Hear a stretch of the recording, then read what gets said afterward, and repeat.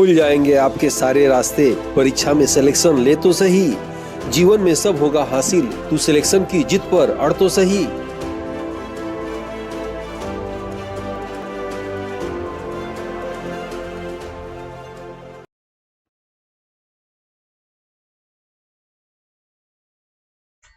Aditya classes exam गुरु channel में आप सबका स्वागत है। आज हम लोग की क्लास जो है भारत के प्रसिद्ध गवर्नर जनरल का दूसरा भाग है। अगर आप पहला भाग न देखे हो देख लीजिएगा तो ये क्लास अच्छी तरह से समझ में आएगी। आइए देखते हैं अच्छी क्लास में। जैसा कि आप जानते होंगे हम लोग का भारतीय राष्ट्रीय आंदोलन चल रहा है। भारतीय राष्ट्रीय आंदोलन को समझने के लिए इनको छोटे छोटे चैप्टर में विभाजित कर दिया गया है। कुल आप देख रहे होंगे लगभग 10 चैप्टर है और यहाँ से शुरू किया गया चैप्टर 1 से। और आज जो है इसके 2 भाग है। पहली क्लास चल चुकी है, दूसरी भाग की क्लास है और जो है उसके बाद जो है चैप्टर 2 चलेगा। ठीक है, तो आइए शुरू करते हैं जो है भाग 2 भारत के गवर्नर जनरल। ठीक है, और क्लास शुरू करने से पहले एक सूचना देना था कि टेलीग्राम ग्रुप पर निःशुल्क टेस्ट होता है।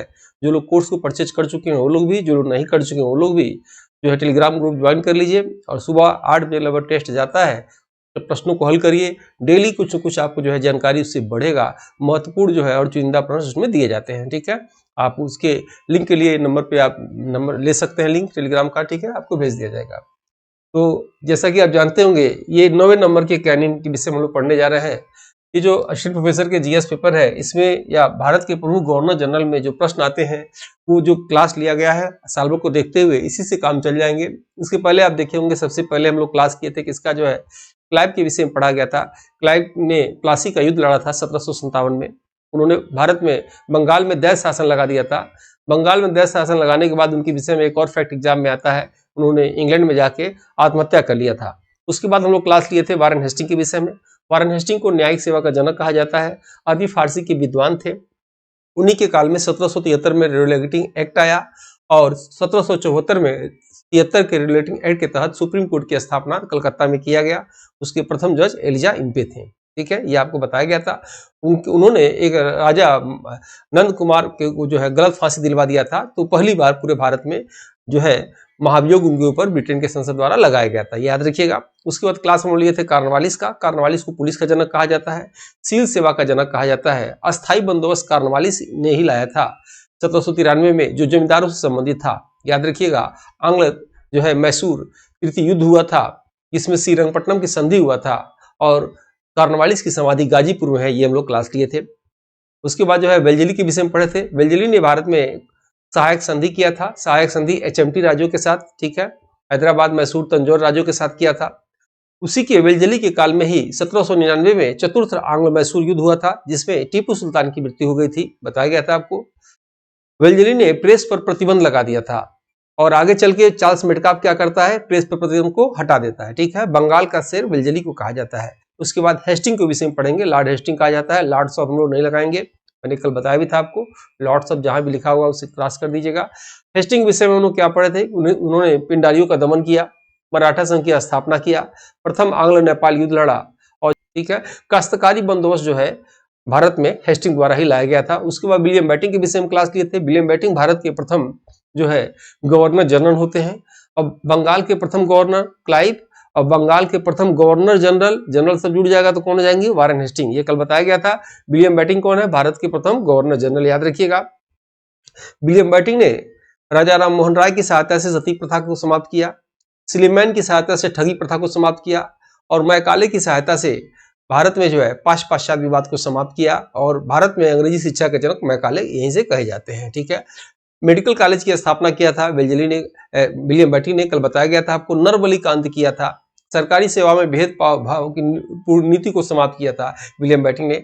उसके बाद हम लोग पढ़े थे चार्ल्स मेटकाफ। चार्ल्स मेटकाफ के विषय में कि प्रेस का मुक्तिदाता है। जो प्रतिबंध वेल्जेली ने लगाया था चार्ल्स मेटकाफ ने उसका किया, उसको हटा देते हैं। ठीक है, और रुपए का नोट, कागज का नोट सबसे पहले भारत में कौन चलाता है, चार्ल्स मेटकाफ। और जो है चांदी का नोट इसके पहले शेरशाह सूरी जो है द्वितीय अफगान वंश के शासक चला चुके थे। उसके बाद हम लोग पढ़े थे डलहौजी के विषय में। डलहौजी ने भारत में 1853 में रेल डाक तार शुरू किया था, याद रखिएगा। उसने हर्ब डॉक्ट्राइन ऑफ लेफ्ट की नीति भारत में शुरू किया था। 1854 में उसने रुड़की इंजीनियरिंग कॉलेज की स्थापना किया था।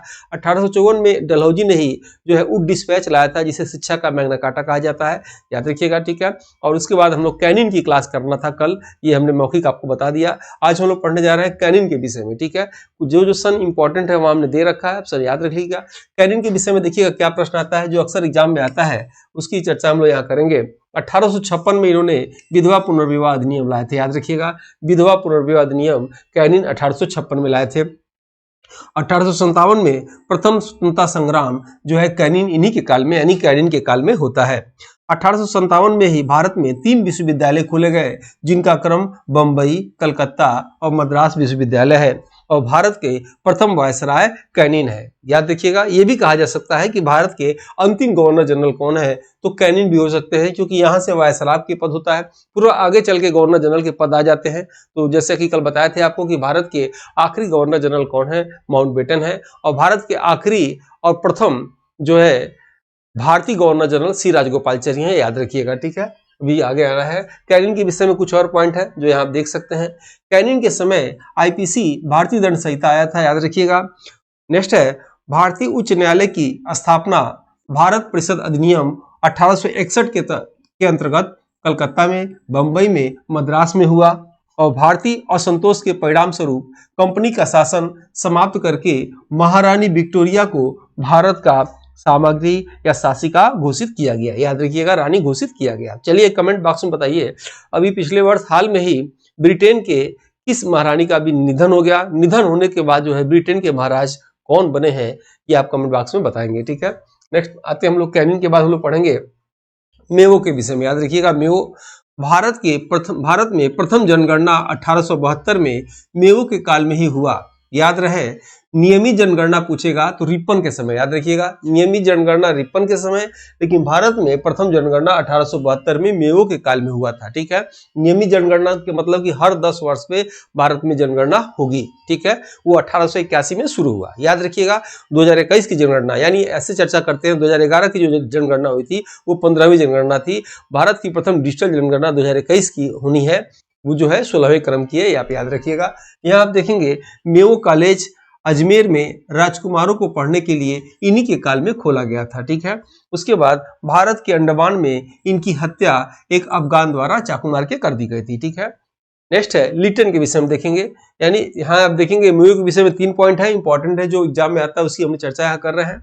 नेक्स्ट हम देख रहे हैं लिटन के विषय में। वीडियो आप लगातार देखते हैं तो बिना कहे आपको लाइक सब्सक्राइब कर देना चाहिए। वीडियो कैसा लगा कमेंट बॉक्स में जरूर आपको बताना चाहिए, ठीक है। नेक्स्ट देखिए लिटन के विषय में। लिटन ने क्या किया था, वर्नाकुलर प्रेस एक्ट, याद रखिएगा, वर्नाकुलर प्रेस एक्ट, मुंह बंद करने वाला नियम 1878 में इन्हीं के कार्यकाल में लाया गया, याद रखिएगा। मुंह बंद करने वाला नियम किसके समय लाया गया, लिटन के समय लाया गया।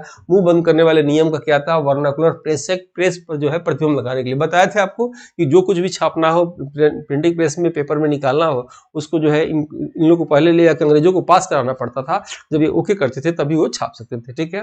नेक्स्ट आप देखेंगे 1877 में प्रथम दिल्ली दरबार लगाया, जिसमें रानी विक्टोरिया को कैसरे हिंद की उपाधि दिया गया, ठीक है। लिटन ने लगाया था, और कैसरे हिंद की उपाधि आगे बताएंगे कब वो कितनी बार दिया गया है। लिटन ने ही भारत में सर्वप्रथम इंडियन आर्म्स एक्ट जो है लगाया, ठीक है। जो है हथियार रखने के लिए आपको लाइसेंस लेना पड़ेगा। पहले लोग क्या करते थे कि जानवरों के डर से या अन्य भय दिखा के बहुत आवश्यकता से अधिक हथियार रखते थे। तो लिटन ने क्या किया, आर्म्स एक्ट, भारत में हथियार रखने के लिए आपको जो है एक सीमा से ज्यादा हथियार रखने के लिए आपको लाइसेंस लेना पड़ेगा।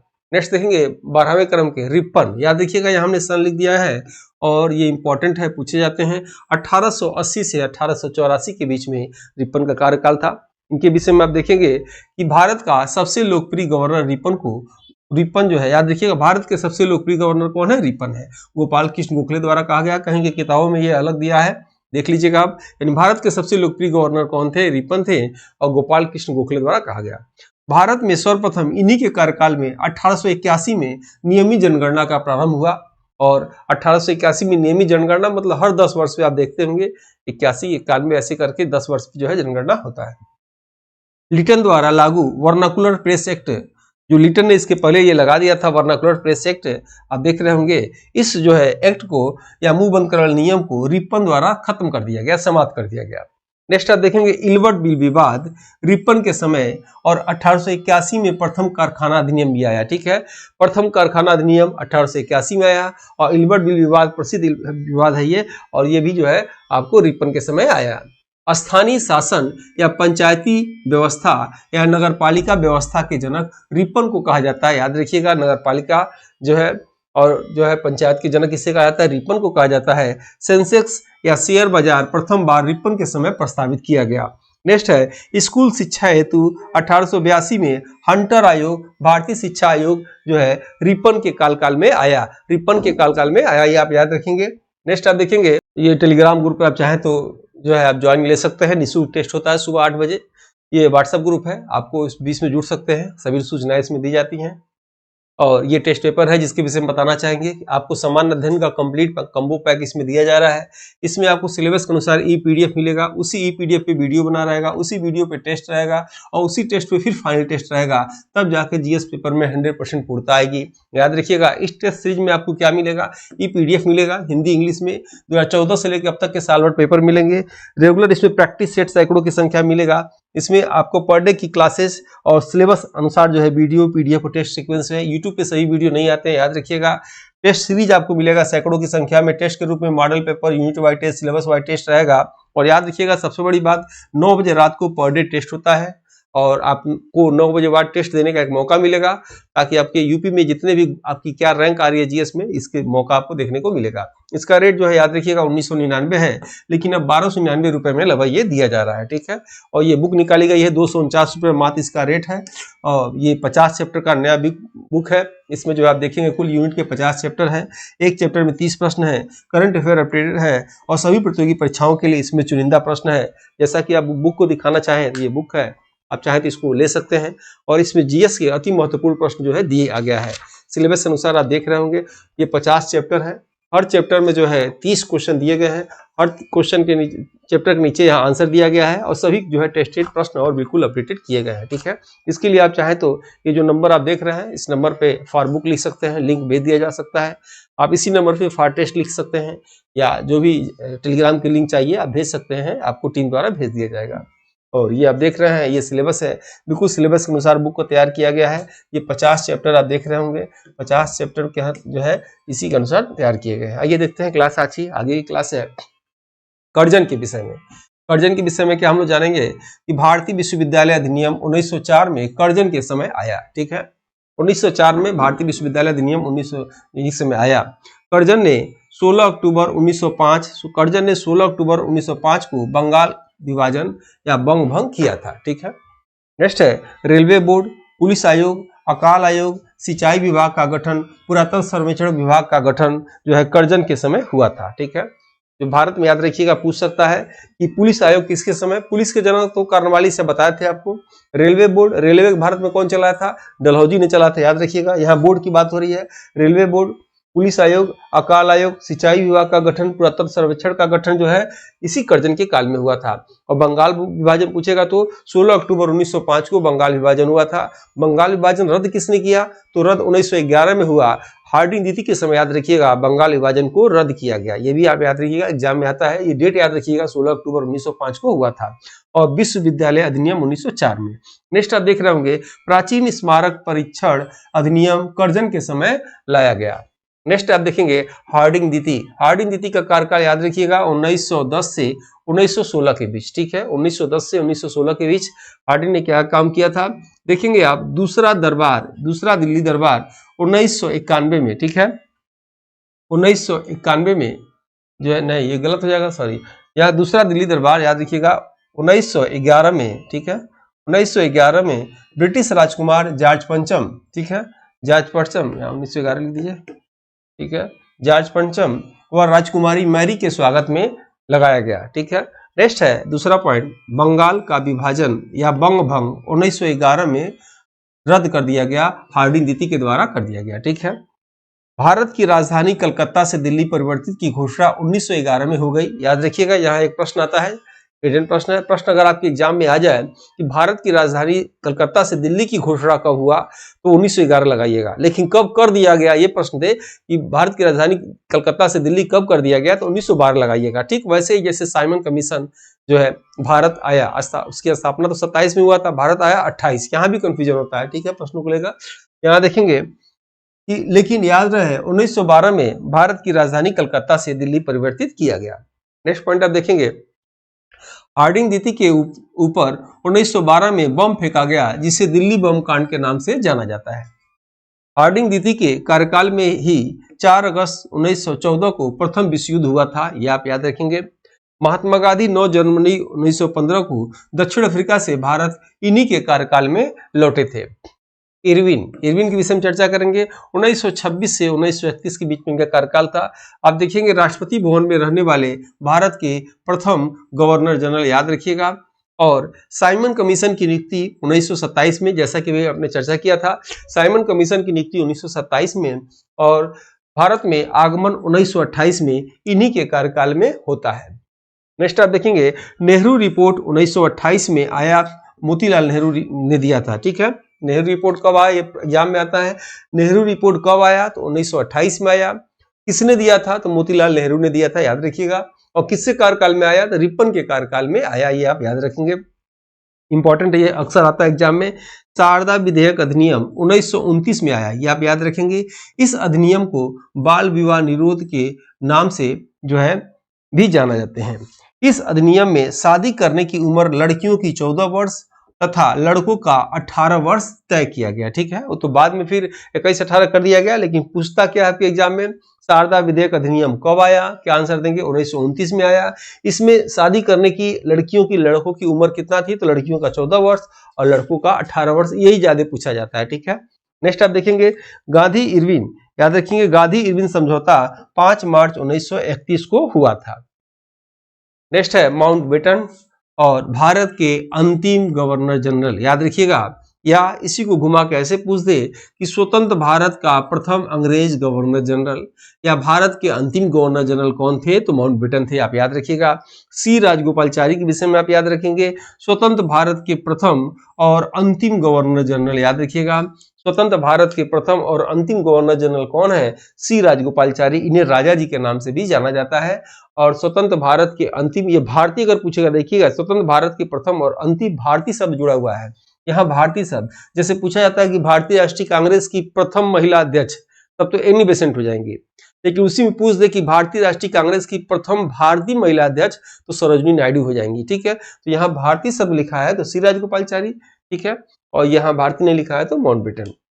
नेक्स्ट में देखेंगे अन्य महत्वपूर्ण गवर्नर जनरल। देखिए प्रश्न यहाँ ये उठता है, तो क्या सभी गवर्नर को हम लोग पढ़ लिया, नहीं, जो परीक्षा में पूछा जाता है, जो पूछा गया है, इतना ही मेरे हिसाब से काम चल जाएगा आपका, उन्हीं के विषय में यहाँ चर्चा किया गया है।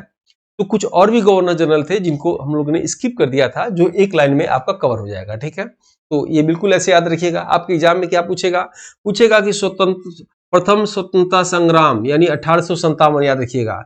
प्रथम स्वतंत्रता संग्राम के समय भारत के गवर्नर जनरल कौन थे, कैनिंग थे, याद रखिएगा। फिर पूछ सकता है भारतीय राष्ट्रीय कांग्रेस की स्थापना कब होती है, 1885 में। तो भारतीय राष्ट्रीय कांग्रेस की स्थापना के समय भारत की गवर्नर जनरल कौन थे, तो डफरिन थे, ठीक है। डफरिन, लॉर्ड डफरिन मत करना, लॉर्ड जहां लिखा हो पत्ती से वहां क्रूज देना, ठीक है। ये भगवान नहीं है, भगवान परमात्मा ईश्वर खुदागात हम लोग के कोई और है, ठीक है। जालियांवाला बाग कांड के समय भारत के गवर्नर जनरल, याद रखिएगा, जालियांवाला बाग कांड के समय भारत के गवर्नर जनरल कौन थे, तो चेम्सफोर्ड थे, ठीक है, याद रखिएगा। राष्ट्रपति भवन में बैठने वाले प्रथम भारत की गवर्नर जनरल कौन थे, इरविन थे, आप याद रखेंगे। भारत छोड़ो आंदोलन 1982 के समय भारत के गवर्नर जनरल कौन थे, लिनलिथगो थे, कौन थे, लिनलिथगो थे। और भारत के स्वतंत्रता के समय भारत की गवर्नर जनरल, याद रखिएगा, यानी 1947 में स्वतंत्रता के समय भारत के गवर्नर जनरल कौन थे, तो माउंटबेटन थे। ये बिल्कुल इंपॉर्टेंट है, वेरी इंपॉर्टेंट, मैं लिख दे रहा हूँ, पांचों याद कर लीजिएगा, 6-7, और ये आपके एग्जाम में सीधे सीधे ऐसे पूछ देगा या लिख देगा सुमेलित करिए, या कहेगा कौन थे, सीधे पूछ सकता है, ठीक है। या उनका कार्यकाल लिख दे या कार्य लिख दे, और नीचे ऐसे मिलान करना हो कि कौन सा कार्य किससे संबंधित है। 2-4 बार पढ़िएगा तो याद हो जाएगा, 1-2 बार वीडियो देखिएगा तो याद हो जाएगा, ठीक है। और नेक्स्ट देखेंगे ब्रिटेन के प्रधानमंत्री, आप देख लीजिए उसी समय कि प्रथम स्वतंत्रता संग्राम के समय, यानी ब्रिटेन के प्रधानमंत्री कौन थे, 1857 में कौन थे, तो पामस्ट्रॉन थे, याद रखिएगा। फिर है गोलमेज सम्मेलन के समय ब्रिटेन के प्रधानमंत्री कौन थे, तो आर मैकडोनाल्ड थे। भारत छोड़ो आंदोलन के समय ब्रिटेन के प्रधानमंत्री कौन थे? विंस्टन चर्चिल थे। और भारत के आजादी के समय ब्रिटेन के प्रधानमंत्री कौन थे?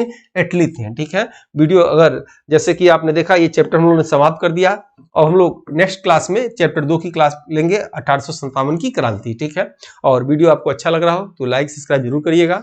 मिलते हैं जल्दी हम लोग नेक्स्ट वीडियो में, तब तक के लिए जय हिंद जय भारत। इस समान अध्ययन की मॉडल पेपर बुक को हिंदी एवं अंग्रेजी दोनों भाषा में तैयार किया गया है, जो कि समान अध्ययन एग्जाम में किसी भी प्रदेश के असिस्टेंट प्रोफेसर एग्जाम, जीडीसी, प्रवक्ता एग्जाम के साथ LT grade, GIC, TGT, PGT आदि एग्जाम में सहायक सिद्ध होगा। उपरोक्त एग्जाम के विगत वर्षों के पेपर का एनालिसिस करने के बाद वर्तमान एग्जाम पैटर्न पर इसको अनुभवी टीम द्वारा तैयार किया गया है, जो कि आपके समान अध्ययन जनरल स्टडीज एग्जाम के स्कोर को बढ़ाने में सहायक सिद्ध होगा। इन एग्जाम की कुंजी जीएस पेपर होता है। इसमें 4 बुक में 80 मॉडल पेपर हैं, जिसमें समान अध्ययन सिलेबस के सभी क्षेत्रों से महत्वपूर्ण व चुनिंदा प्रश्न हैं, जो कि अक्सर एग्जाम में पूछे जाते हैं। इस बुक पैक में आपको एक OMR शीट बुक और अमेजन डिलीवरी चार्ज फ्री मिलेगा। इस बुक के लिए आप 97 95 96 2010 पर व्हाट्सएप में फॉर बुक लिखकर भेज सकते हैं।